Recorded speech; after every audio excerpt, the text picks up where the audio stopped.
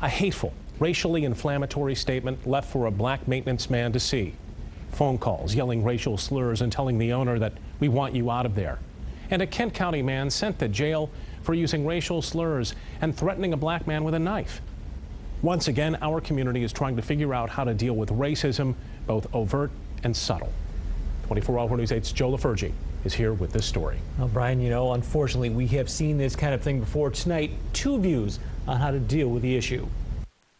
His attacker didn't injure Marlon Dorma, but the verbal and physical threats based on the color of his skin are still painful. This is not this 60s or the 40s. This is 2012, and these type of behavior is still happening. Dorma stopped to buy lottery tickets at the 17-Mile Road party store on December 28th. Eric Pearson turned it into something hateful. And the guy said, "Dark chocolate, now you hear I'm talking to you." And he pushed me. And while he pushed me, he pulled his knife out. Dorma left the store, but he didn't finish playing his numbers, and he didn't want to be intimidated. So when I went back in the store again for the second time, the guy rushed at me this time. I said, "What are you doing here? Didn't I just tell us that this is our town?"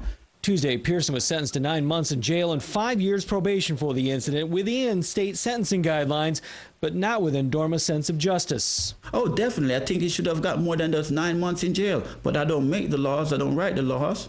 If it's just a punitive response, that deals with that individual.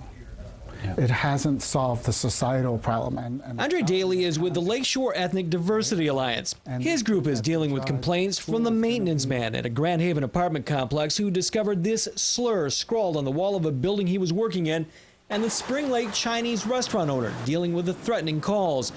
Daly says overt incidents like these are not all that common. He says the Alliance is trying to get at the root of the problem. The people who don't reject the ethnic jokes they hear from friends, the kids at school who make fun of the classmates who don't look like them. So that someone might think twice about doing something like this again. Now, the community forum will be held at the Grand Haven Community Center starting at 7. It had been scheduled before these latest Lakeshore incidents, but organizers think they may get a larger turnout and obviously more discussion because of them.